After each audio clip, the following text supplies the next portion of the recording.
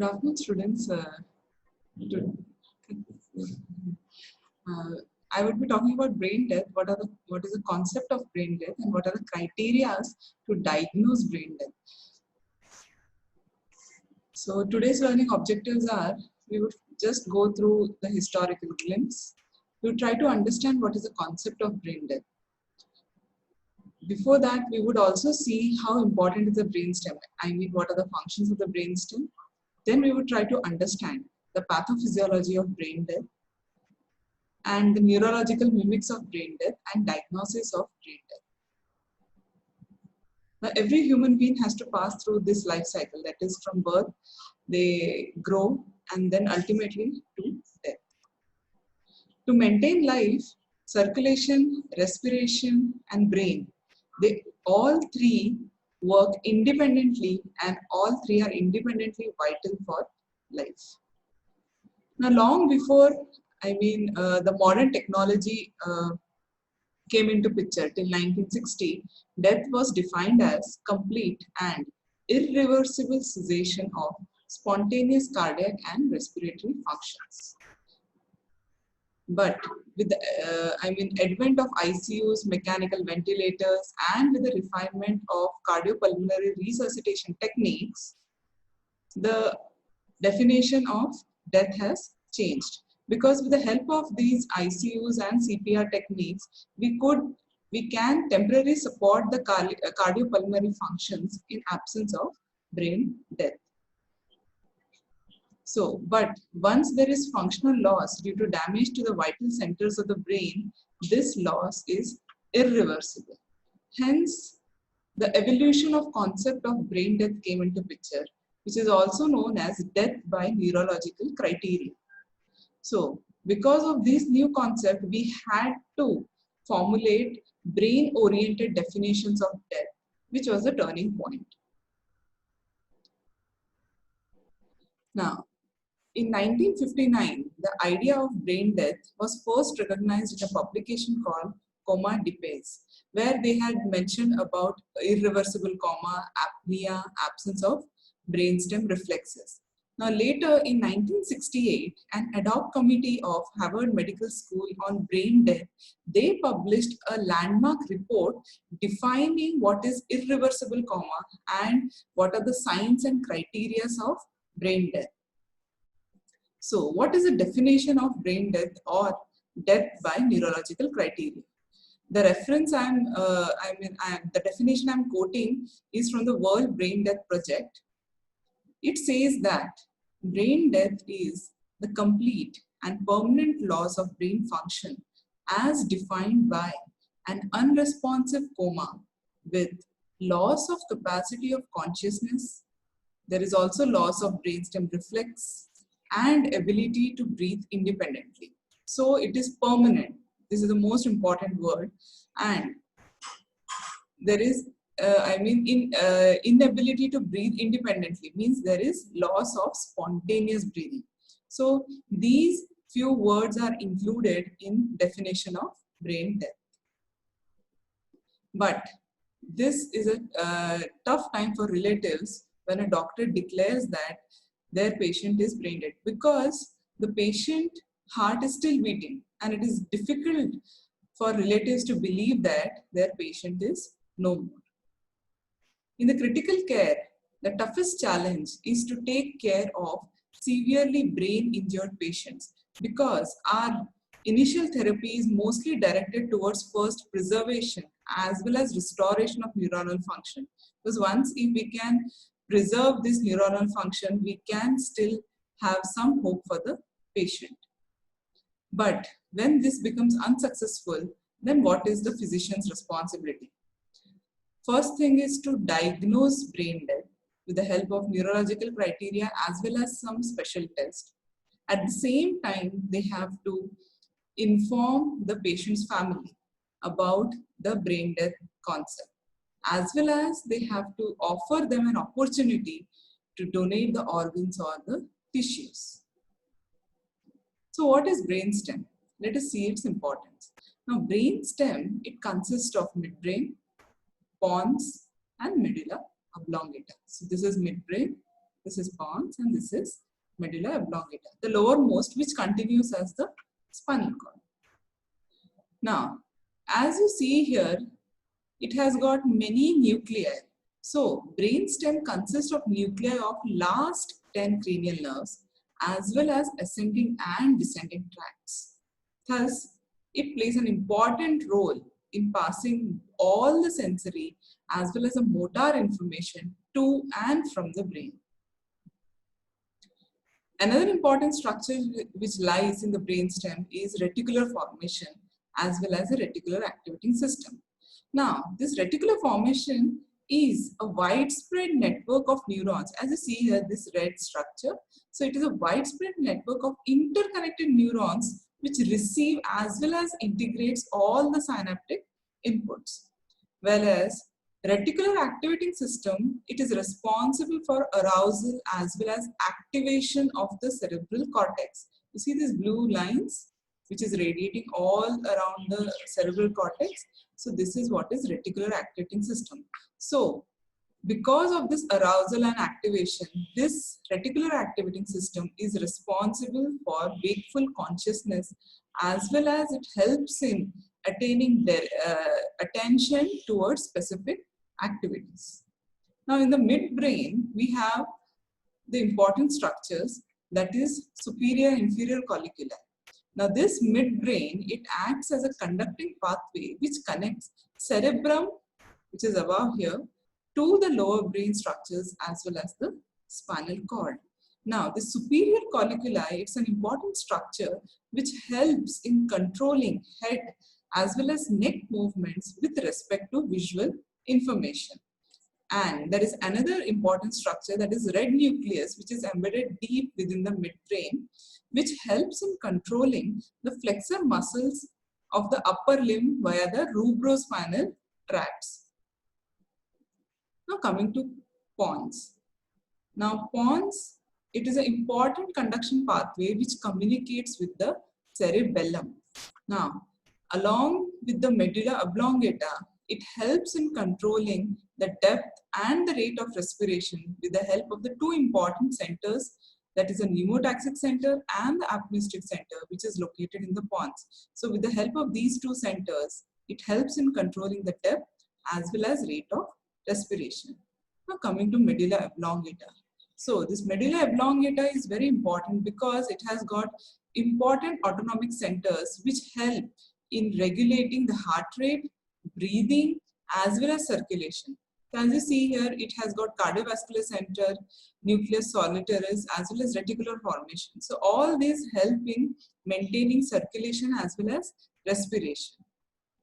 At the same time, medulla oblongata also helps in coordinating cough, sneeze, and vomiting reflex. Okay, as well as you see here, you have the cuneate nucleus and the gracile nucleus.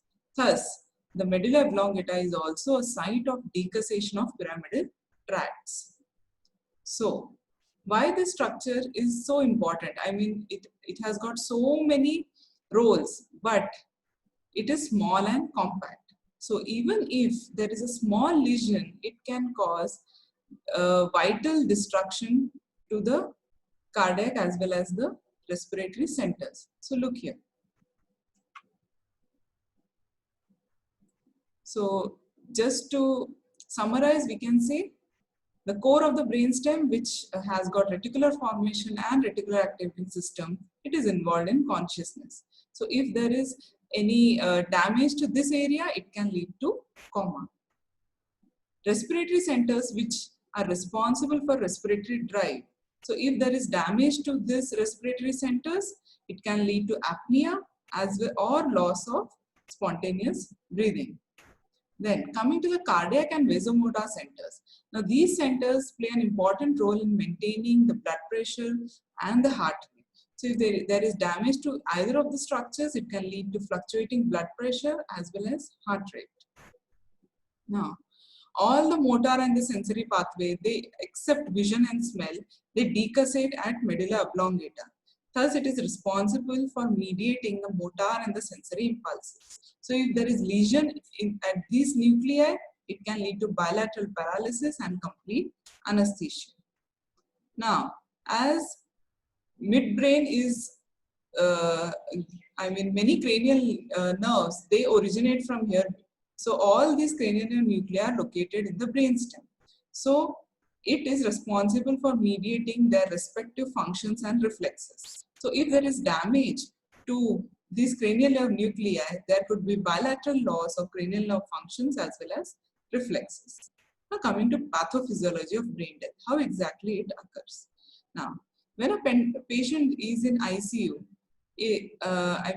kept on a ventilator, so his body is supported with mechanical ventilation as well as he is on various vasopressor drugs which help in maintaining hemodynamics and his oxygenation level. But all these efforts are mainly, cause sustaining the somatic organs. But simultaneously, if this prolongs for longer time, eventually brain can undergo necrosis. Now, why this happens? Because when there is raised intracranial pressure, what is going to happen? The cerebral perfusion pressure is going to reduce till zero because of the external compression over the arteries. So ultimately, when the perfusion level becomes zero, there is complete cessation of the intracranial blood flow. And when the blood flow is completely stopped, because of the raised intracranial pressure, there could be transtentorial herniation and coning occurring at foramen magnum. And because of cessation of the blood flow, the brain can undergo hypoxic ischemic injury. This can eventually lead to neuronal loss. But sometimes the increased intracranial tension may not lead to cerebral blood flow cessation. The situation could be in case of infants. Now in infants, the skull bones are soft and deformable as well as they have got open frontanel. So these peculiarity will be able to sustain some raised intracranial pressure. And as well as in adults who have got open skull injuries with multiple fractures, as well as patients with ventricular drainage or decompressive craniectomy, this situation may not be same. But as there is parenchymal swelling, so this is a normal brain. Okay, so see here, the blood flow, everything appears normal, the blood vessels. Now, when there is increased intracranial tension, what is going to happen? It is going to compress over this arteries. So eventually that will also lead to reduced blood flow. So the diffuse intracranial parenchymal swelling can lead to again increased intracranial pressure. Eventually the brain tissue oxygenation level starts deteriorating, leading to end organ breakdown or at the cellular level. So let us say what is the difference between vegetative state and the brainstem death. Now, in persistent vegetative state, usually there is damage to cerebral cortex and brainstem is intact. Whereas in brain death, the lesion is at the level of brainstem. In vegetative states, the person may be having cycles of eye opening and closing, which will stimulate like sleep and wakefulness, but they are unaware. Whereas in brain death patients, there is damage to the ascending reticular activating system. Now, this reticular activating system is responsible for wakefulness. So, as there is damage to this RAS, the patient will be in deep coma. In vegetative state, because the brainstem or the midbrain is intact, the spontaneous respiration continues. Whereas in brain dead patient, there is damage to the respiratory centers, so there is loss of spontaneous breathing. The patient, in these patients, the breathing will be because of the ventilators. The patient is not breathing on his own. Where coming to circulation, now vegetative state patients usually have stable circulation, whereas because of damage to the vasomotor centers, the blood pressure is quite fluctuating in case of brain death patients. The vegetative patients may not be in a need of life-sustaining treatments. Just nutrition and hydration is sufficient for the survival. Whereas the brain dead patient needs ventilator and pressor agents to maintain their hemodynamics as well as oxygen saturation. Because, brainstem is intact, all the cranial nerve reflexes are preserved in case of vegetative patients, whereas in brain death patients, there is loss of the cranial nerve functions as well as reflexes. Recovery may occur, though rare, in case of vegetative, whereas in brain death patient, recovery is irreversible and this state is incompatible with life. Now, what are the standards for the brain death testing? Means we have to set certain criteria to say that this patient is brain dead. Now, usually these brain dead patients are on continuous mechanical ventilators and lot of drug support. And when to withdraw this support, it is a very critical point. And I think every doctor will face this scenario once in their lifetime to say that, though on the monitor you will see there is some pulse, some respiration beginning. It is continuing, but we know that this patient is brain dead. And there comes a point when we have to decide when to withdraw this life support system from this patient. That's why we have to be very, very vigilant when we diagnose a patient to be a brain dead. For that, we need minimum qualification of the examiner. At the same time, we should be able to diagnose what is the cause or the etiology of this brain dysfunction. When, while taking history as well as clinical examination, we should be able to rule out other causes of, neurological mimics. Neurological mimics is nothing but the differential diagnosis which could be present in this brain death patient. That person should be competent to perform complete neurological examination, and if required, we have to support the diagnosis of brain death with the help of confirmatory support test. And at the end, we have to certify that this patient is brain dead. So there is a lot of work required. It cannot be a job of 1 or 2 hours, nor it is a job of one single person. So who are those people who are involved in determining brain death? Basically, this team is known as Board of Medical Experts. Now, Board of Medical Expert consists of 4 members. So first most would be the medical administrator or superintendent who is in charge of the hospital where the patient is getting treated. Then we need some authorized specialist. We also need an authorized neurologist or a neurosurgeon to certify brain death, as well as we also need the doctor who is treating the patient in the hospital. So these all 4 people are involved in diagnosing brain death. If in case that specialist or the neurologist is not available, now the Transplantation of Human Organ Act in 2011, there was an amendment done which allowed selection of a surgeon or a physician. That is one. And another anesthetist and an intensivist in the event if the neurologist or the neurosurgeon is unavailable. But at any point, we need these 4 members to diagnose brain death. Now, let us see what could be the possible differential diagnosis in a patient who has got irreversible coma or apnea or absence of brain death. So first and most important is shock or hypotension. So in case of severe shock or a person who cannot be resuscitated from severe hypotension, it could present as a brain death. Then next is a locked-in syndrome. Now locked-in syndrome, it is a very specific neurological disorder where the lesion is in pons.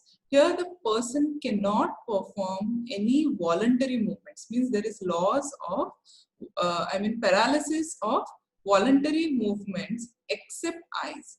So technically now this person cannot move his limbs, but he can perform eye movements. So the best example is in that movie Munna Bhai MBBS, where the hero, he sees a person on a wheelchair who is just able to blink the eyes. Now that patient is a patient of locked-in syndrome, where he cannot speak, he cannot move his limbs. But what he can do is he can move his eyeballs and he can blink. So this person is completely aware about his circumstances, but he is not able to talk and not able to move.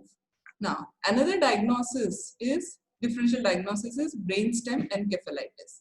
Also in case of encephalopathy, which is associated with hepatic failure, uremia or hyperosmolar coma, this condition has to be ruled out.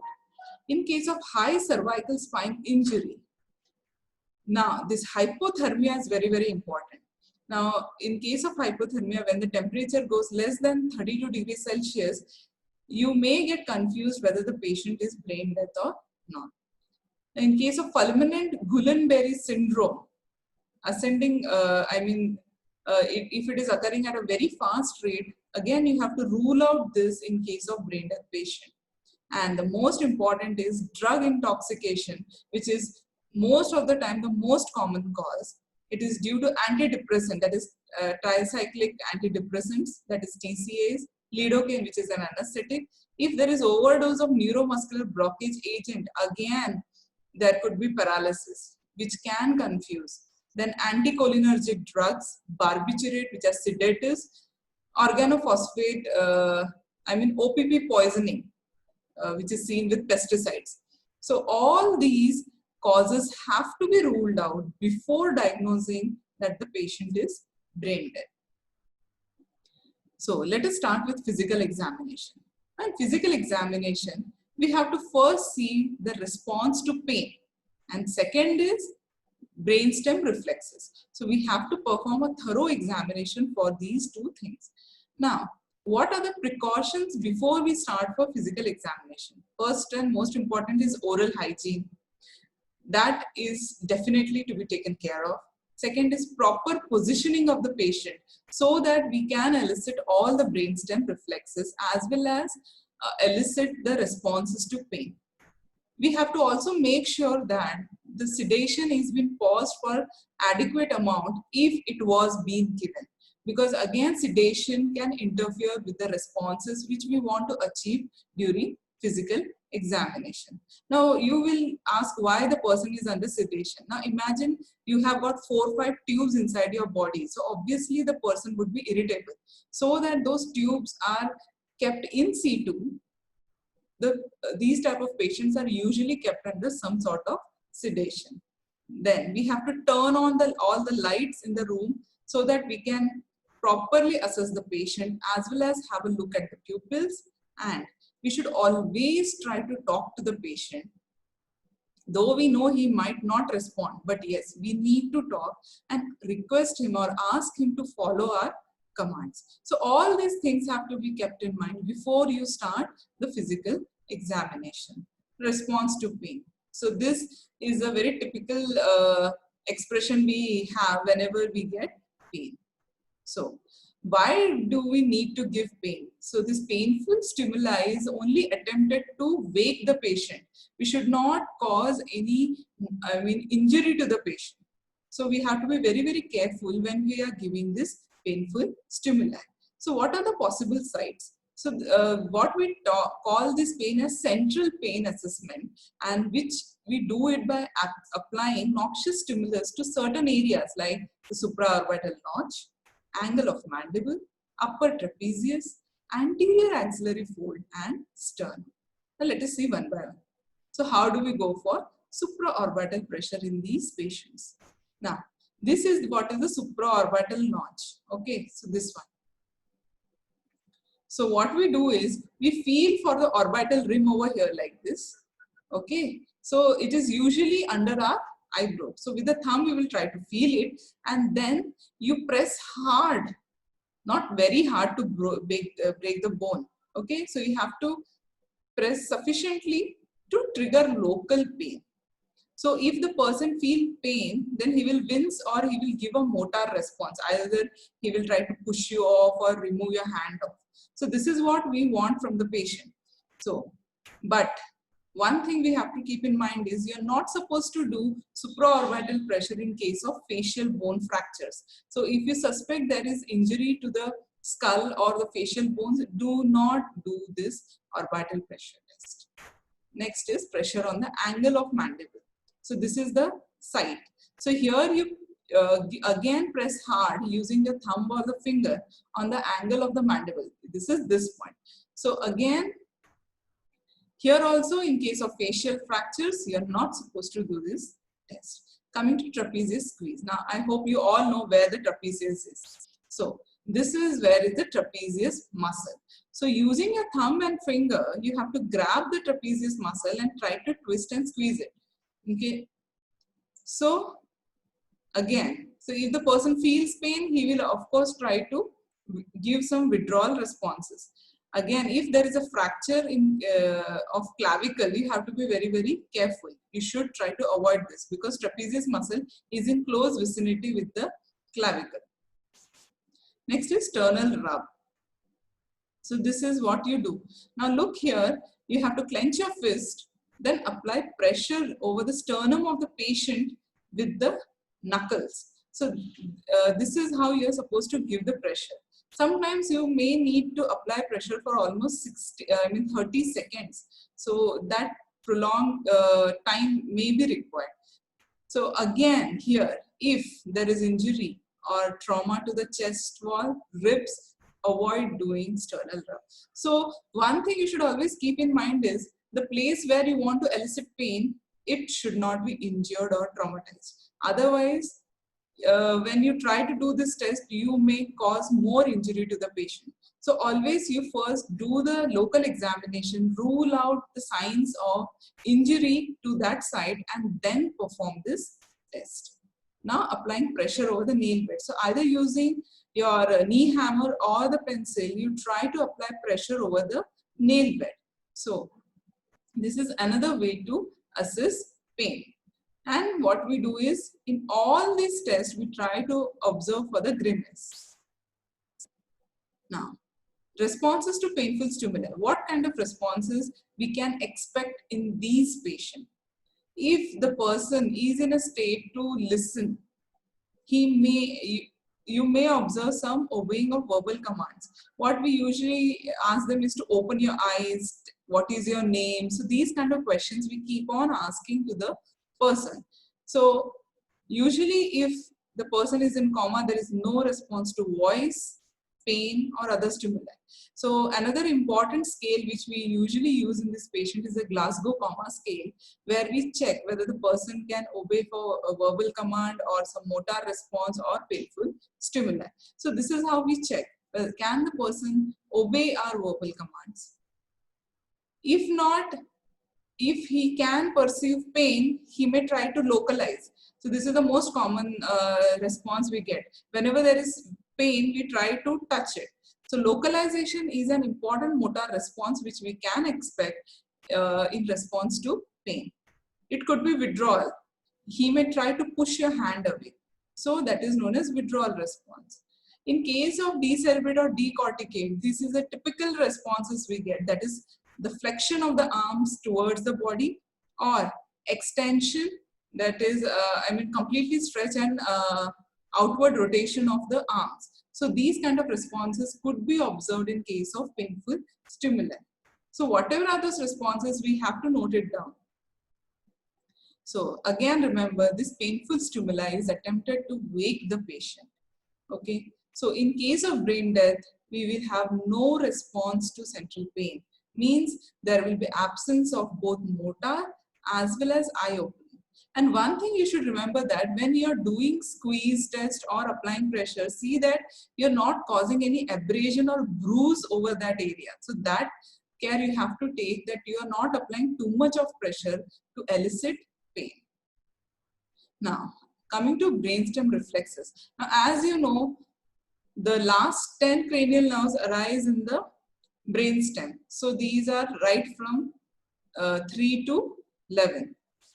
So we have a set of reflexes which require brainstem. Okay, so brain death is usually associated with loss of brainstem reflexes because all these reflexes are mediated by cranial nerves. So if there is loss, it will tell us whether the brainstem is functioning or not. So again, this brainstem. So which are the reflexes we want to look for? So we look for pupillary reflex, that which is also known as light reflex, which is further divided into direct and indirect light reflex. Then we have some doll's eye response. We have corneal reflex, we had seen last time. Caloric test I had introduced to you. Then gag reflex and cuff reflex. Now each reflexes, they help in assessing a set of cranial nerves. So to prove that these brainstem reflexes are absent is very indispensable for diagnosis of brain death. Now, the individual significance may vary depending on intrinsic cranial nerve network which is present at that point of time in that patient, and also the elicitation of response also depends on the accompanying factors. For example, trauma, if there is local edema, dried tissues, if there is presence of intracranial tubes in case of brain surgeries. All these factors may affect exploration of response to these reflexes. So you have to keep in mind the presence of these tubes or some wounds, some fractures, whenever you want to elicit all these brainstem reflexes. Now coming to cranial nerves 2 and 3. So both these cranial nerves are assessed by pupillary reflex. Now here you see when you throw light, you see constriction of pupil, and in dark, the dilatation of pupil.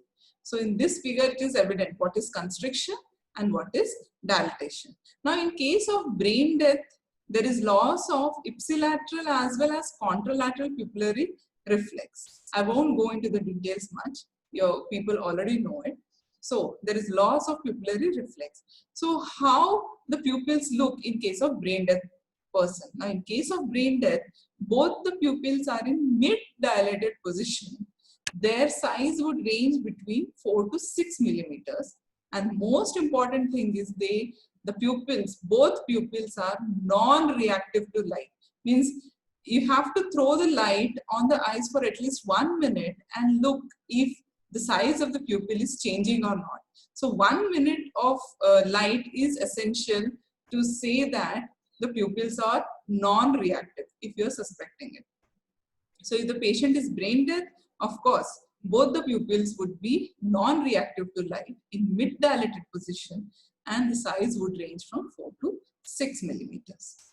Now, if the person has got corneal injury, or he has got some iris surgery, or if some drugs have been given in the eyes, these factors may influence the pupillary reactivity. Means you might not get the appropriate response. So you have to keep these things in mind. Now, cranial nerve, 3rd, 6th and 8th. So these set of nerves are assessed by 2 reflexes, that is oculocephalic reflex or doll's eye response and caloric test. So now we'll first discuss the doll's eye response. Now, when do we do this doll's eye response? Whenever you have a doubt about brainstem function in a comatose patient, or if you see that the brainstem function is intact, to assess the cerebral function in case of comatose patient. Now, these reflex integrates vestibular mechanism and medial longitudinal bundle. So all these play a role in doll's eye response. Now let us see how to do it. Now before again you do a test, you have to always keep in mind what are the situations where you cannot do the test. So the contraindications for doll's eye responses are: first, absolute means you cannot do at all. So the conditions are when there is occult cervical spine injury and basilar skull fracture. Now in the doll's eye response, we have to cause movement of head. That's why if you suspect there is cervical spine injury and basilar skull fracture, you should not go for this test. Relative means you may think of doing the test. The conditions are rheumatoid arthritis, osteoporosis, and cervical spine ankylosis. So let us see how to do the doll's eye response. Now, you will keep the patient's head facing upright, and then you will grasp the head of the patient using both your hands. Now, with the help of the thumb, you try to widely open the patient's eye. So you try to pull the upper eyelid so that you can see the eyeball. Now, what we expect in normal patient is the movement of head to one side will cause conjugate eye movements. Conjugate eye movements means both eyeballs are moving in same direction. So if you are moving the head to right, the eyeball should move to left. And then again, there should be spontaneous return of the eyes in the midline. So after the conjugation movements, the eyeball should come back to the center. So this is what we expect in a normal patient, means whenever the brainstem is intact. So if you look in this diagram, first upright, then you move the head 90 degrees to right. So what do you see? The eyeballs are moving to the left. Then again the eyeballs are coming to midline. So this is when there is intact brainstem. Now, first you had turned to right. So now move the head 180 degrees to the left. What you see is the eyes deviate to right. And then again the eyeballs come to midline. So this response we expect in intact brainstem. So how do you interpret? In normal oculocephalic reflex, the conjugate eye movement move towards the opposite side of the head turning and then finally come back. So if a comatose patient with intact brainstem, you will get this normal oculocephalic reflex. Now what will happen in case of impairment of brainstem function? There would be incomplete or absent horizontal eye movements and the eyes may remain in the midline. So absence of these movements is an indication that the brainstem is not functioning. And to support it, we can do the caloric test. So what are the pitfalls in this doll's eye response? First and most important thing is this response may not be present in first 10 days of life and is unreliable in a child less than 2 years of age. Second is because it requires head movement, head rotation, we cannot attempt this test in patient with cervical spinal injuries. At the same time, we have to rule out the presence of neuromuscular blockage agent or presence of other toxins which can influence the eyeball movement. Now, especially in case of patients with ocular muscle nerve palsy, the most important is the sixth cranial nerve. So whenever there is raised intracranial pressure, the first cranial nerve to get affected is the sixth cranial nerve. So we have to rule out that there is no paralysis of this cranial nerve because this sixth cranial nerve supplies the lateral rectus muscle. So of course the eye movement would get impaired if there is palsy of sixth cranial nerve. And a conscious person can suppress the doll's eye response. So all these things have to be kept in mind when you want to give the final interpretation of the doll's eye response. Now coming to fifth and seventh cranial nerve. So looking at this diagram, it is obvious that it is the corneal reflex. So for the corneal reflex, afferent is a trigeminal nerve, means with a wisp of cotton you try to touch the limbus of the cornea. So the somatic sensations are carried by the trigeminal nerve. Okay, so with the help of these they reach the trigeminal ganglion and the main sensory nucleus of the trigeminal nerve. From here, it will send impulses to both the facial nerve nucleus. So efferent is bilateral facial nerve. So this facial nerve will supply orbicularis oculi. So the response which we get in corneal reflex is when the corneal limbus is tried to be touched, we blink both the eyes. So unilateral corneal stimulation causes bilateral closure of the eyelids. So this is what we expect in a normal person. But if there is bilateral or unilateral response along with the Bell's phenomena is uprolling of the eyelids. Okay, so this response will be usually present in case of preserved brainstem function. In case of brain death, there is loss of this corneal reflex. Now, you have to remember these things, that if there is edema or drying of the cornea, or if there is facial trauma or ocular trauma, we may not be able to get satisfactory response. Means, of course, if the corneal edema is there, it may reduce the threshold for the stimulus. So these things has to be kept in mind. And second important thing you have to remember is you should not cause any corneal abrasion in this patient who can be a potential corneal donor. So be very careful when you are doing the corneal reflex. Coming to caloric test. Now in the caloric test, we had seen that both the ears are sequentially irrigated with cold water and hot water. So whenever you cause irrigation with water, it causes change in the density of the labyrinth, which evokes a convectional currents, and it stimulates as if the head is getting rotated. So in response to cold water, what is going to happen?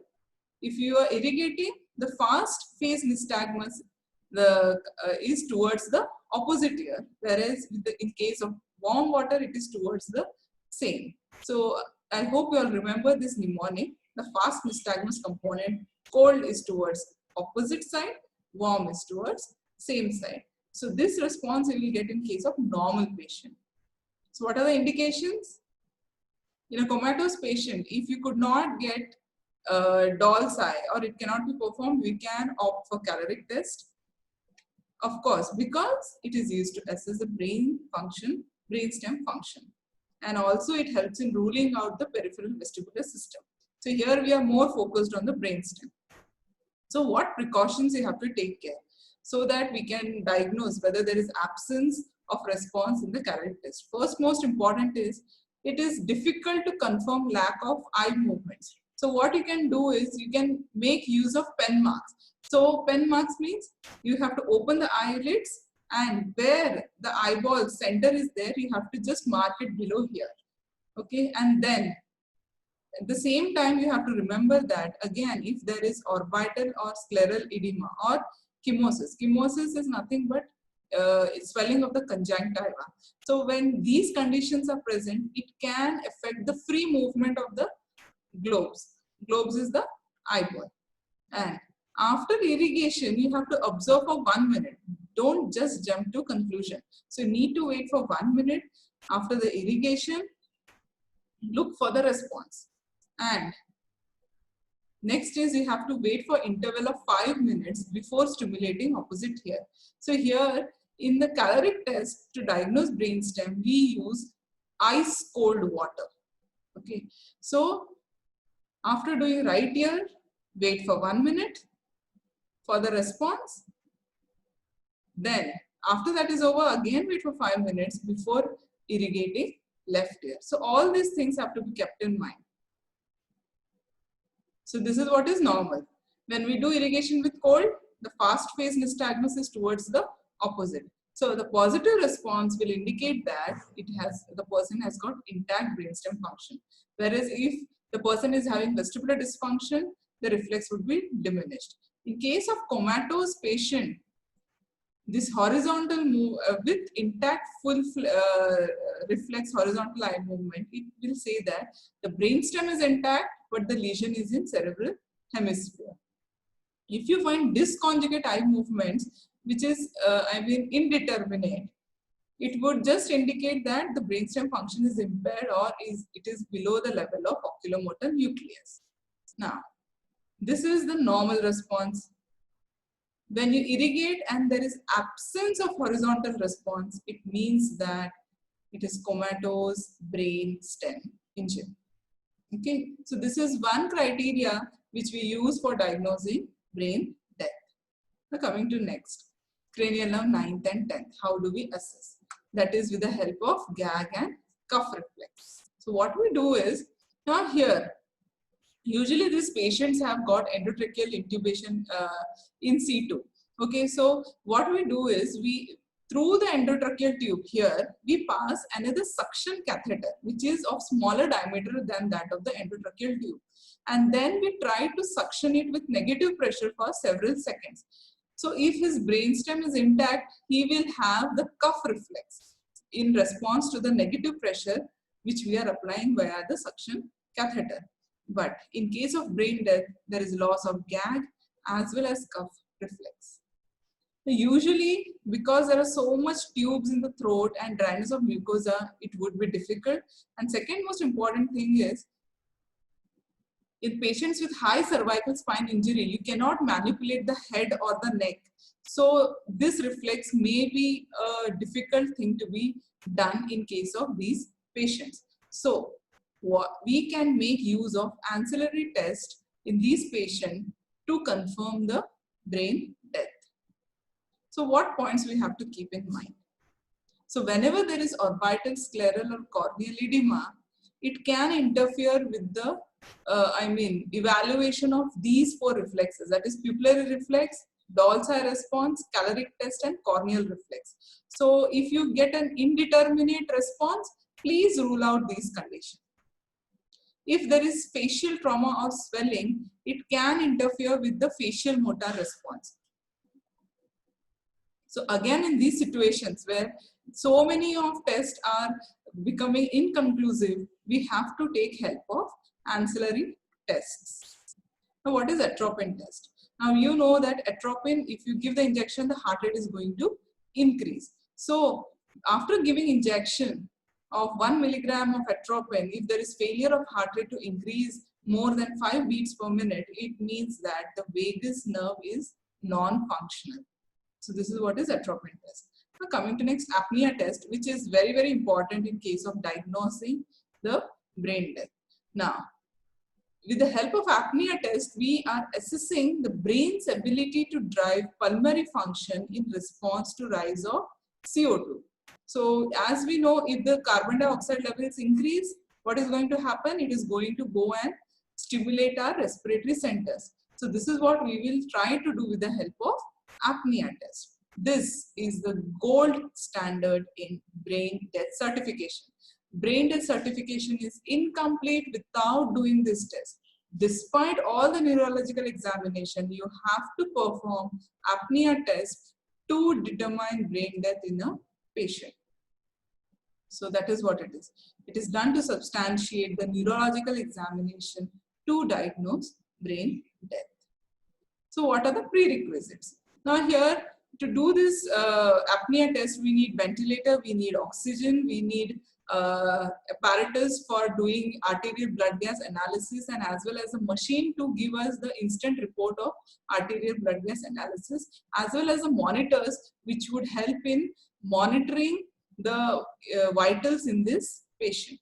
So here what we do is, we do oxygenation, so oxygen is required, and the ventilator's disconnection is a part of this test. So we need a very trained and skilled personnel to perform this test. Before you start on this test, you have to keep these things in mind. That is, the core temperature is more than or equal to 36.5 degrees Celsius, means almost our body temperature, normal body temperature. Systolic blood pressure should be equal or more than 100 millimeters of mercury. So in case of hypotension, again, you cannot do this test. Fluid balance should be positive for 6 hours, means volumia is to be ensured. So we need a positive fluid balance for minimum of 6 hours. And eucapnia means the partial pressure of carbon dioxide should range from 35 to 45 millimeters of mercury. So what are the contraindications? Again, in case of arterial hypertension, that is systolic BP less than 90, you cannot do this test. Then hypoxemia, that is partial pressure of oxygen less than 90, you cannot do this test in case of severe acidosis. Okay, so all these actually interfere with the response which we want to get from the respiratory center. So that's why already if the patient is in a compromised state, the respiratory centers are at a compromised state, we cannot go for this test. So if you want to perform this test, you have to correct all these abnormal parameters. Now coming to the test. So what we do is, we pre-oxygenate, means we load the patient with 100% of oxygen for 10 minutes. So by doing this, what we eliminate the stores of respiratory nitrogen and try to accelerate oxygen transportation in this patient. Okay, so this is how we rule out the other causes of hypoxia. So we give 100% of oxygen for 10 minutes. And then once the PO2 reaches more than or equal to 200 millimeters of mercury and PCO2 reaches more than 40 mm of mercury, we will disconnect the ventilator.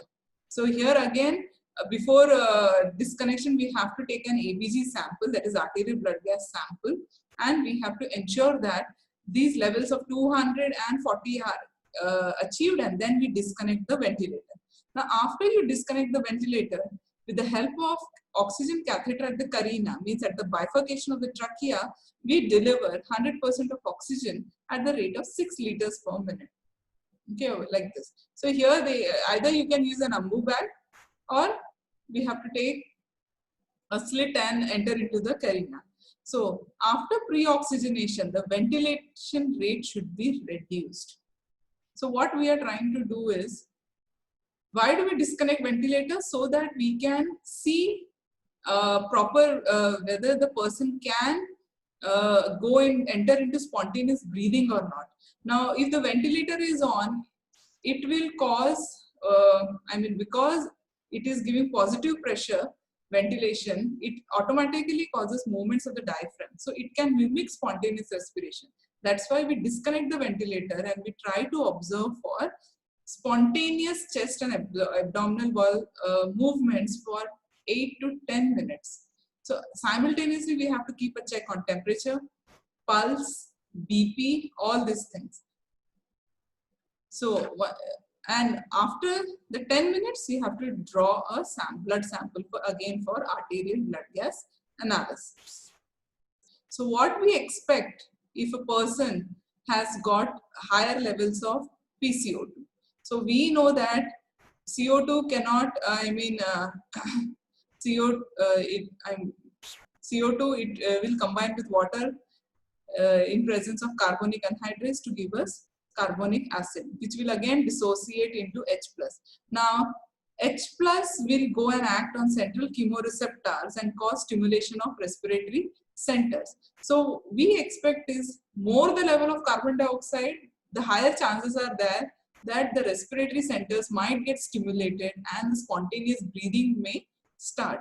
So this is what is the concept of apnea test. We induce apnea so that the levels of carbon dioxide go high and go and stimulate respiratory centers. So PCO2 of 60 millimeters of mercury is the threshold which can cause maximum stimulation of the respiratory centers.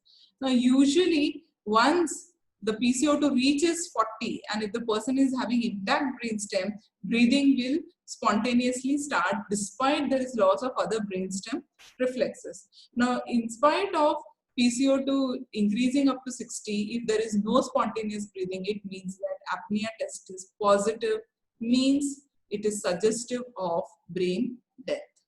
So if there is no spontaneous breathing, we see flat lines. So this is a ventilator waveform without spontaneous respirations. So when the PCO2 reaches more than or equal to 60 millimeters of mercury, or if there is increase of more than 20 millimeters of mercury from the normal baseline value which the person had, with no respiratory effort, it is the confirmation of apnea, means the apnea test is positive and it is suggestive of brain death. So apnea test is a compulsory test which has to be done in a patient to tell him that he is brain dead. So what could be the possible complications? It could be hypertension, acidosis, hypoxemia. These are more common. And less common causes would be pneumothorax, cardiac arrhythmia, myocardial infarction, and barotrauma. Here we need to follow the guidelines very strictly. Time durations have, time lines have to be followed very strictly. 8 minutes, 6 minutes, after 10 minutes ABG, all need to be followed properly. So this requires a lot of training as well as skills. So what are ancillary tests? Now we have been mentioning about ancillary tests whenever few tests have become inconclusive. Now to support this test, we have to take help of ancillary test. Now, most of the time they are optional, means if the neurological criteria, depending on physical examination, have been met completely, we do not need this ancillary test. That's why most of the time it is optional in guideline. But when there is a need to consider this ancillary test, when there is uncertainty of diagnosis of brain death, or if after performing apnea test, if you have got inconclusive reports, like for example, no spontaneous breathing, but the PCO2 level has not increased up to 60, means it is inconclusive. So in those situations, we need to take help of this ancillary test, and especially in case of children and neonates where it is difficult to perform. Okay, so in these situations, this ancillary test support the diagnosis of brain death. So there are two types which can be further categorized. First are a group of tests which help in detecting cerebral blood flow, and another group of tests which help in demonstrating bioelectric activity. Now, for detection of cerebral blood flow, now we know that when the permanent cessation of cerebral blood flow will lead to total brain infarction, and thus we will land up with global loss of clinical brain function. So blood flow is very critical to have brain functioning. So if there is no blood flow, means there is loss of brain functioning. So let us see what are the tests. So we have cerebral angiography, also known as digital subtraction angiography, then SPECT, CT angiography, MRI angiography, transcranial Doppler ultrasonography, and radionuclide flow scan. Let us see few in detail. So what is digital subtraction angiography? It is highly sensitive and it is a gold standard ancillary test. So amongst all the ancillary tests, this is the gold standard. So what we do is, this is a 4-vessel angiogram. So you inject a dye in the proximal part of the basilar artery, and then you look whether the dye reaches towards the distal arteries or not. So this is a normal angiogram where you see the dye is spread. In case of cessation of blood flow, the dye does not spread inside the brain. So absence of cerebral circulation means there is no blood flow, so there is loss of brain functioning. So digital subtraction angiography is a gold standard ancillary test to which supplements the diagnosis of brain death. Now radionuclide flow scan. Now how do we do it? So what we do is, into the peripheral vein, we inject a radio tracer dye and we observe it for a period of 2 hours. So we give this 2 hours so that radio tracer dye can go and get deposited in the brain tissue. So this is what we expect. So normally if the whole dye is spreading into the brain tissue, the whole thing should be seen as white. But here there is no blood flow. So what is happening? It looks like a hollow skull. So presence of hollow skull sign is indication that there is lack of cerebral blood flow, which is suggestive of brain death. So hollow skull sign is typically seen in radionuclide flow scan. Okay, so remember this thing, hollow skull. Look at this diagram. So this looks like an empty skull or a hollow skull.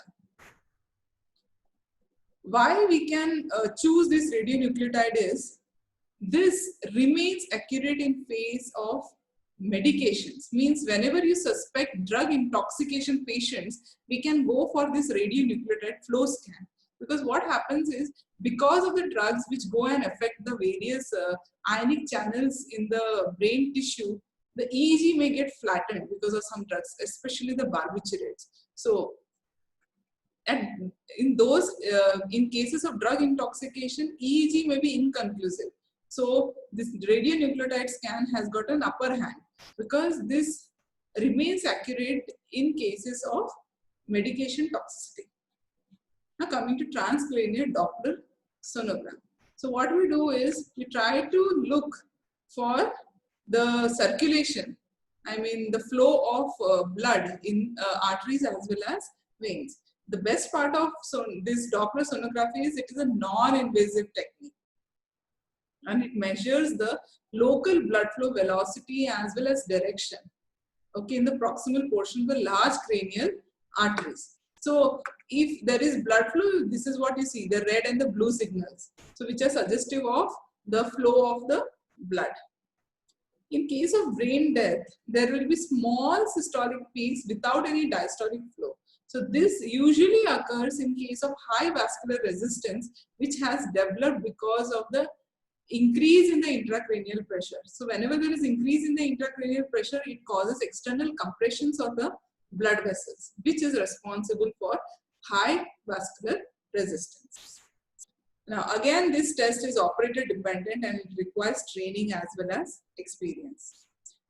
To diagnose brain death, we have to perform 2 examinations more than 30 minutes apart. So a single test is not allowed. We have to perform 2 examinations done at an interval of more than 30 minutes. Coming to demonstration of bioelectric activity. Now, as we know, yesterday only the class of EEG has occurred.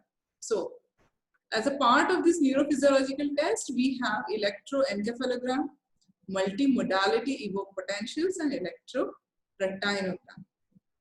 So, coming to EEG, as in the diagram, you apply various electrodes, EEG electrodes on the scalp, and we try to record the electric potentials which are being generated in the cerebral cortex.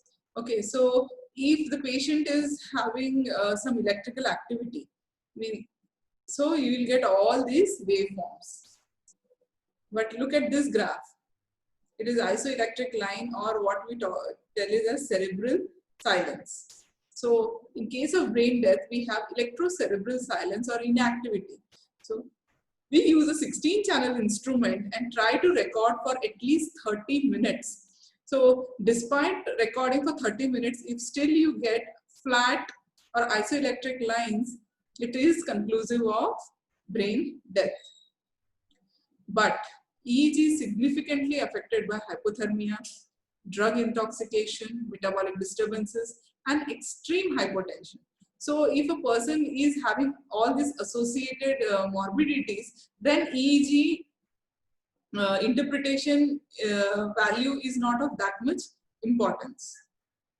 Coming to multimodality evoked potentials. Now in this multimodality EP, we use a combination of median nerve somatosensory evoked potentials. We take a help of electroretinography, brainstem auditory and visual evoked potentials. So we choose either of them, a set of 2 to help in diagnosing brainstem.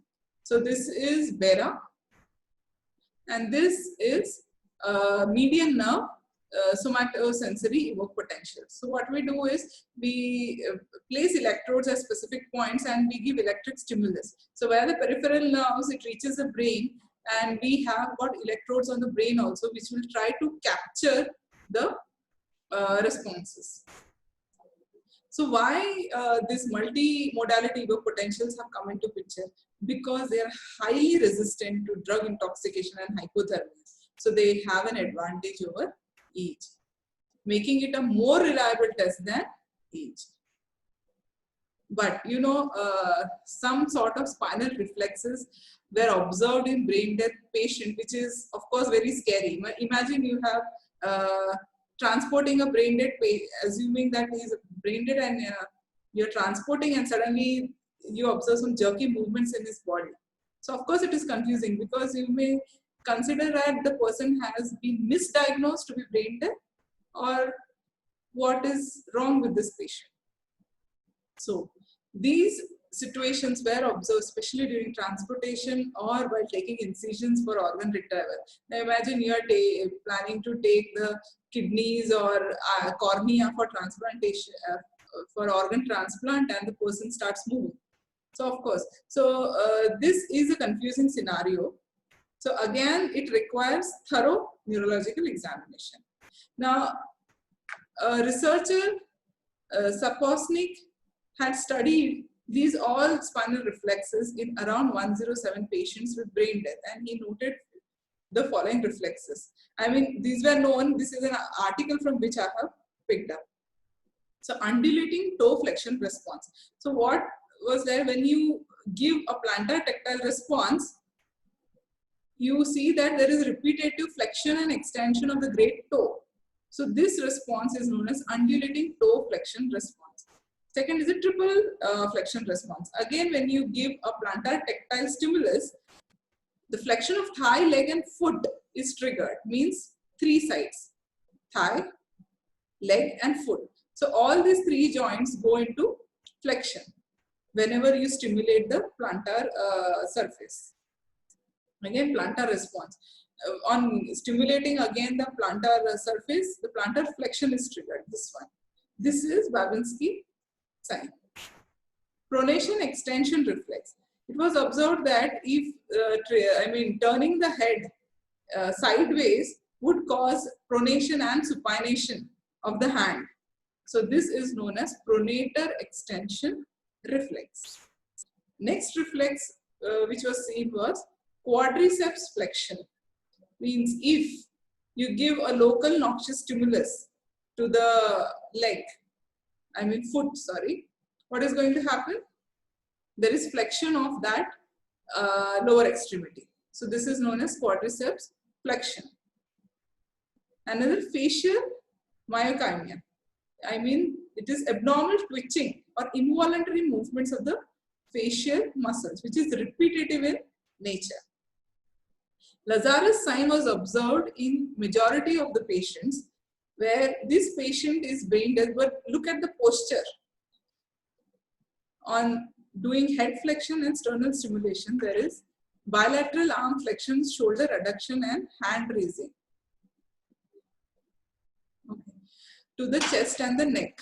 So this is known as Lazarus sign. Now this is another clip which I was able to get for myoclonus, means abnormal movements of the arms and legs. Okay, this is a live patient. Now you can, if such kind of movements are seen in a brain dead person, then this is it. This is muscle fasciculation. Look here, the twitching of the muscles here. So these kind of abnormal movements were observed in brain dead people. So why this is occurring?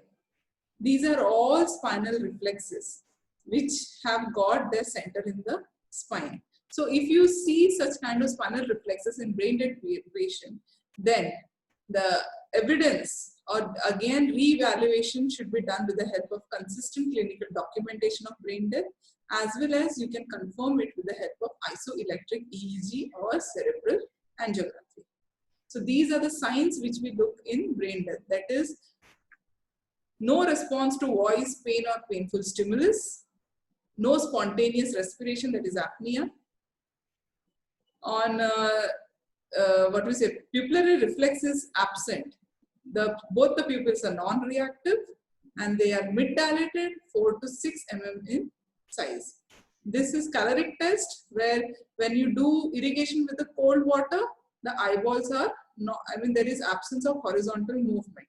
Again, in doll's eyes, head turning does not cause any horizontal movement, and corneal reflex, that is also absent. So these are the signs or criteria for diagnosing brain death. So to summarize, brain death is nothing but permanent, complete and permanent loss of brain function with unresponsive coma and loss of brainstem reflexes, as well as there is apnea, means no spontaneous respiration. When you're evaluating, you have to rule out the neurological mimics of brain death. In brain dead people, spinal reflexes may be present which may confuse. So at this point of time, brain death in any patient has to be confirmed after neurological evaluation and performing apnea test.